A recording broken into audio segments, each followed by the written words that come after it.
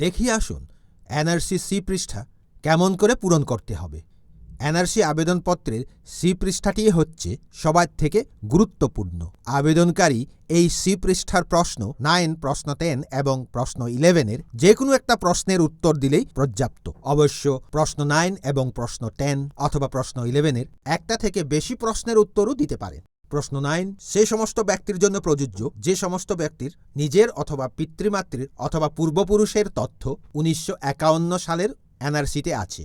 প্রশ্ন 10 সে সমস্ত ব্যক্তির জন্য প্রযোজ্য যে সমস্ত ব্যক্তির তথ্য নিজের অথবা পিতৃমাতৃর অথবা পূর্বপুরুষের তথ্য 1971 সালের 24 মার্চের মাঝরাত্রির পর্যন্ত প্রকাশিত ভোটার তালিকায় আছে। প্রশ্ন 11 সে সমস্ত ব্যক্তির জন্য প্রযোজ্য যে সমস্ত ব্যক্তির সাথে আবেদনপত্রের সি পৃষ্ঠার নিচে থাকা এই তালিকাভুক্ত নথিসমূহের ক্রমিক নাম্বার 3 থেকে 16 পর্যন্ত উল্লেখিত যে কোনো নথিতে নাম আছে।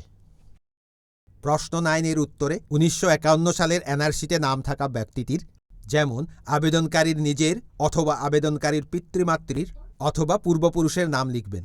অথবা প্রশ্ন 10-এর উত্তরে 1971 সনের 24 মার্চের মাঝরাত্রির পর্যন্ত প্রকাশিত ভোটার তালিকায় নাম অন্তর্ভুক্ত থাকা ব্যক্তিটির যেমন আবেদনকারীর নিজের অথবা আবেদনকারীর পিতৃমাতৃ অথবা পূর্বপুরুষের নাম লিখবেন। অথবা প্রশ্ন 11-এর উত্তরে আবেদনপত্র সি পৃষ্ঠার নিচের দিকে থাকা এ তালিকাভুক্ত নথিসমূহের ক্রমিক নাম্বার 3 থেকে 16 পর্যন্ত উল্লেখিত যে কোনো নথিতে নাম থাকা ব্যক্তির যেমন আবেদনকারীর নিজের অথবা আবেদনকারীর পিতৃমাতৃর অথবা পূর্বপুরুষের নাম লিখবেন। প্রশ্ন 9b-তে প্রশ্ন 9-এ উল্লেখিত ব্যক্তিটির বিপরীতে পাওয়া 1951 সালের এনআরসিতে 11টি সংখ্যার লিগেসি ডাটা কোডটা ভরাতে হবে। প্রশ্ন 10b-তে প্রশ্ন 10a-তে উল্লেখিত ব্যক্তিটির বিপরীতে পাওয়া 1971 সালের 24 মার্চের মাঝরাত্রির পর্যন্ত প্রকাশিত ভোটার তালিকার লিগেসি ডাটা কোড উল্লেখ করতে হবে। প্রশ্ন 11b-তে এই তালিকাভুক্ত উপযুক্ত ক্রমিক নাম্বার 3 থেকে 16 পর্যন্ত নথিগুলির ভিতরে যে নথিতে প্রশ্ন 11a-তে উল্লেখিত ব্যক্তিটির নাম আছে উক্ত নথির ক্রমিক নাম্বার নির্দিষ্ট স্থানে লিখতে হবে। অনুগ্রহ করে মনে রাখবেন যে ক্রমিক নাম্বার 15 এবং ক্রমিক নাম্বার 16-এ উল্লেখ করা নথিগুলো তখনই গ্রহণযোগ্য হবে যখন উক্ত নথিগুলোর সাথে ক্রমিক নম্বর 1 থেকে 14 পর্যন্ত উল্লেখিত নথিগুলোর যে কোনো এক বিট সংযুক্ত হবে। আবেদনকারী প্রশ্ন 9a-তে অথবা প্রশ্ন 10a-তে অথবা প্রশ্ন 11a-তে উল্লেখ করা ব্যক্তিটির অর্থাৎ যাহার সাথে সম্পর্কের যুগসূত্র দাবি করা হয়েছে সে ব্যক্তিটির সাথে উনার সম্পর্কের বিষয়ে উল্লেখ করবেন। সদস্যরা সম্পর্কের যুগসূত্র দাবি করার ব্যক্তিটির সঙ্গে থাকা সম্পর্ক বুঝাবার জন্য এ পৃষ্ঠার নিচে থাকা প্রশ্নের 2a-তে উল্লেখিত পরিবারের মুরব্বীজনের সাথে সদস্যদের সম্পর্ক বোঝানোর কোডসমূহই ব্যবহার করবেন। উদাহরণস্বরূপ যদি প্রশ্ন 9a অথবা প্রশ্ন 10a অথবা 11-এর উত্তরের বিপরীতে উল্লেখিত ব্যক্তিটির পরিয়ালের সদস্য পিতৃ মাতৃ দাদু ঠাকুমা বড় ঠাকুরদা বড় ঠাকুমা হয় তাহলে আবেদনপত্রের এ পৃষ্ঠার নিচে দেওয়া তালিকা থেকে উপযুক্ত সম্বন্ধতা বাঁচিয়ে নিয়ে প্রশ্ন 9c অথবা প্রশ্ন 10c অথবা প্রশ্ন 11c উত্তরের জন্য আবেদনপত্রে রাখা নির্দিষ্ট স্থানে এই সম্বন্ধটি অথবা সম্বন্ধের বিপরীতে দেওয়া কোড দিয়ে উল্লেখ করবেন। আমরা উদাহরণস্বরূপ নেওয়া চন্দ্র শর্মার পরিবার এনআরসির আবেদনপত্র পৃষ্ঠা সি পূরণ করার জন্য নথি দাখিল করলেন এমন করে। মীরা শর্মা এনআরসি আবেদনপত্র সঙ্গে দাখিল করবেন লিস্ট এ থেকে 1966 সালের নিজের ডাকঘরের পাসবুকের কপি। আর যেহেতু মীরা শর্মার নিজেরই 1971 সনের আগের নথি আছে তাই সম্পর্কের প্রমাণ দেওয়ার জন্য লিস্ট বি থেকে কোনো নথি দেওয়ার প্রয়োজন নেই। চন্দ্র শর্মা দাখিল করবেন লিস্ট এ থেকে পিতৃ জনার্দন শর্মার 1971 সনের ভোটার তালিকার লিগেসি ডাটা কোড। পিতৃ জনার্দন শর্মার সঙ্গে সম্পর্ক দেখাবার জন্য লিস্ট বি থেকে দাখিল করবেন পিতৃ জনার্দন শর্মা এবং চন্দ্র শর্মার নিজের নাম একসাথে থাকা 2014 সনের ভোটার তালিকা।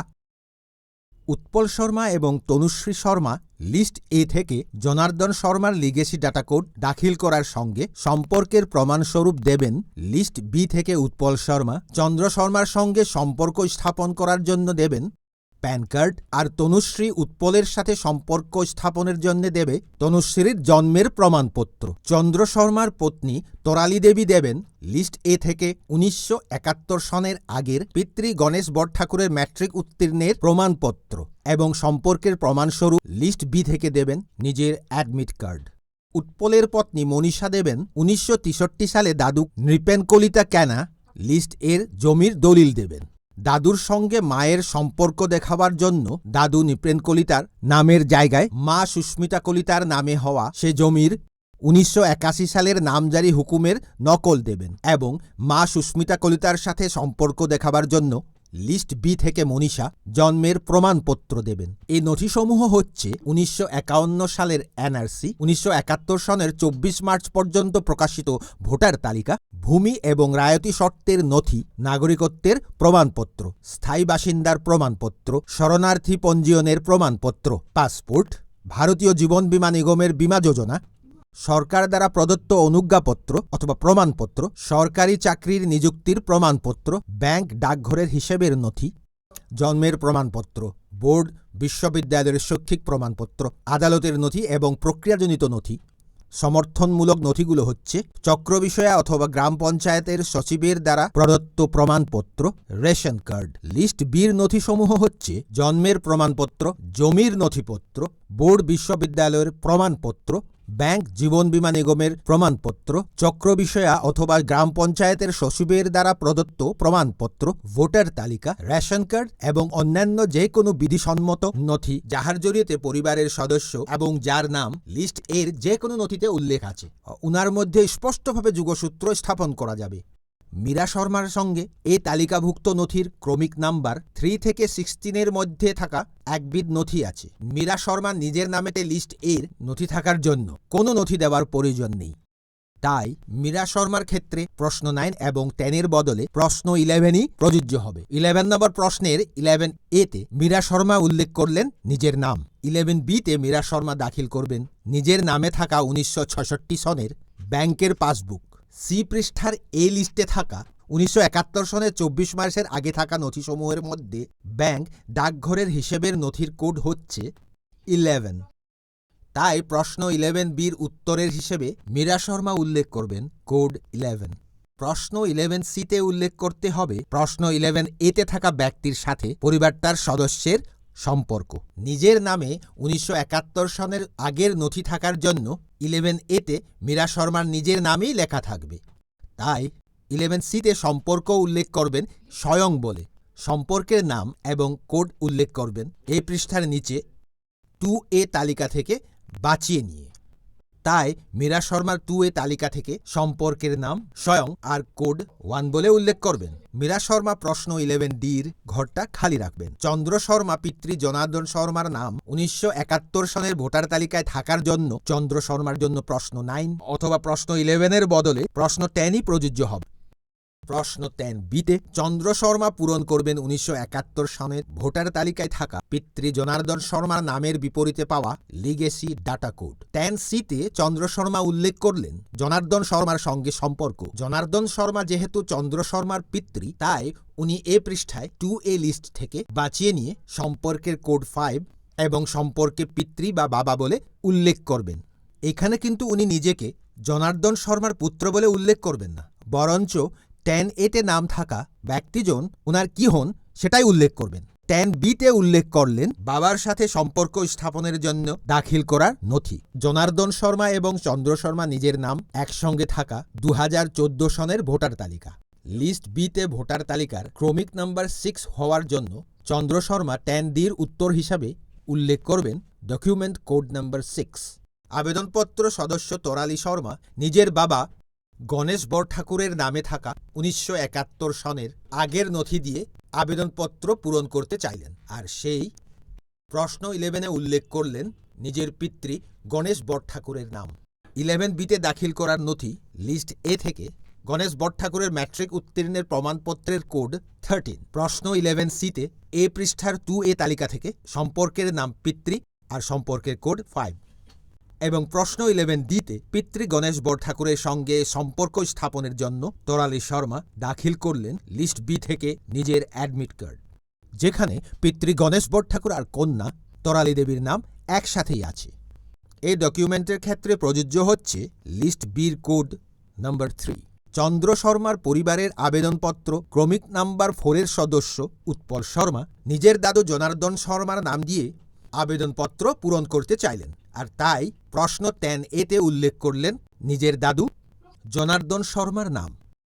10B-তে দিলেন পিতৃ চন্দ্র শর্মার মতনই দাদু জনার্দন শর্মার লিগেসি ডাটা কোড। 10C-তে লিখলেন সম্পর্কের নাম দাদু এবং প্রযোজ্য কোড 6। দাদু অথবা ঠাকুরমার সাথে সম্পর্ক স্থাপনের জন্য আবেদনকারী দুবিধে নথি জমা করতে হবে। প্রথম বিধে নিজের সাথে পিতৃ অথবা মাতৃ, এবং আনবিধে পিতৃ অথবা মাতৃর সাথে দাদু অথবা ঠাকুমার। যেহেতু সাধারণত প্রায়গুলো নথিতে দাদু ঠাকুমা এবং নাতি নাতিনীর নাম একসঙ্গে উল্লেখ থাকে না। যেহেতু উৎপল শর্মার বাবা চন্দ্র শর্মা 2014 সনের ভোটার রোলের জরিয়েতে দাদু জনার্দন শর্মার সঙ্গে সম্পর্ক স্থাপন করে রেখেছি, তাই প্রশ্ন 10D-তে উৎপল একবিধ নথি দিলেই হবে পিতৃ চন্দ্র শর্মার সাথে সম্পর্ক স্থাপন করার জন্য। উৎপল এক্ষেত্রে বাঁচিয়ে নিচ্ছে প্যান কার্ড, যেখানে উনার এবং পিতৃ চন্দ্র শর্মার নাম একসঙ্গে উল্লেখ আছে। যেহেতু উৎপল শর্মা দাখিল করতে চাওয়া প্যান কার্ড লিস্ট বিতে নেই, তাই অন্যান্য কোড নাম্বার 8D নথিবিধের উল্লেখ করা হলো। যেহেতু উৎপল শর্মার পত্নী মনীষা কলিতা শর্মা উনার দাদু নৃপেন কলিতার 1963 সালের দলিলের জরিয়েতে যোগ্যতা আহরণ করতে চাইছেন, তাই মনীষার ক্ষেত্রে প্রশ্ন 9 অথবা প্রশ্ন 10 হবে না, প্রশ্ন 11ই প্রযোজ্য হবে।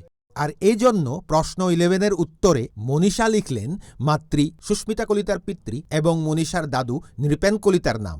প্রশ্ন 11B-তে মনীষা উল্লেখ করবেন লিস্ট এ থেকে জমির দলিলে প্রযোজ্য কোড 3। প্রশ্ন 11C-তে দাদুর সঙ্গে সম্পর্ক দেখাবার জন্য উল্লেখ করবেন প্রযোজ্য কোড 6 এবং শব্দ দিয়ে লিখবেন দাদু। দাদু নৃপেন কলিতার সাথে সম্পর্ক দেখাবার জন্য মনীষাকে প্রয়োজন হবে দুইবিধ নথি। প্রথম বিধ দিয়ে মনীষা দেখাবেন মাতৃর সাথে দাদু নৃপেন কলিতার সম্পর্ক। সেই বিধ নথি হিসেবে উনি দেবেন 1981 সালের নৃপেন কলিতার সুস্মিতা কলিতার নামে দেয়া জমির নামজারি হুকুমের নকল। লিস্ট বি থেকে জমির নথিপত্র হিসেবে প্রযোজ্য কোড 2 লিখবেন। প্রথম বিধ নথির কোড হিসেবে এখন মনীষা দ্বিতীয়বিধ নথি সুস্মিতার সঙ্গে সম্পর্ক দেখাবেন। মা সুস্মিতা এবং কন্যা মনীষার নাম একসঙ্গে থাকা 1989 সালের বার্থ সার্টিফিকেটের জরিয়েতে। লিস্ট বি থেকে বার্থ সার্টিফিকেট কোড নাম্বার 1 প্রশ্ন 11D-র ভিতরে দ্বিতীয়বিধ নথি হিসেবে এবং পরিবারটার শেষেরটি সদস্য তনুশ্রী নিজের ঠাকুরদার তথ্য দিয়ে আবেদনপত্র পূরণ করতে চাইল। 10A-তে লিখল ঠাকুরদা জনার্দন শর্মার নাম। 10B-তে দাদুর লিগেসি ডাটা কোড। 10C-তে সম্পর্কের নাম ঠাকুরদা এবং কোড নাম্বার। 10D-তে সম্পর্কের জন্য দেওয়ার নথি লিস্ট বি থেকে জন্মের প্রমাণপত্র। যেহেতু তনুশ্রীর বাবা উৎপল তনুশ্রীর দাদু চন্দ্র শর্মার জরিয়েতে ঠাকুরদার সঙ্গে সম্পর্ক স্থাপন করেই রেখেছেন, তাই 10D-তে তনুশ্রী বাবা উৎপলের সঙ্গে সম্পর্ক দেখাবার জন্য বার্থ সার্টিফিকেট দিয়ে প্রযোজ্য কোড 1 লিখবে।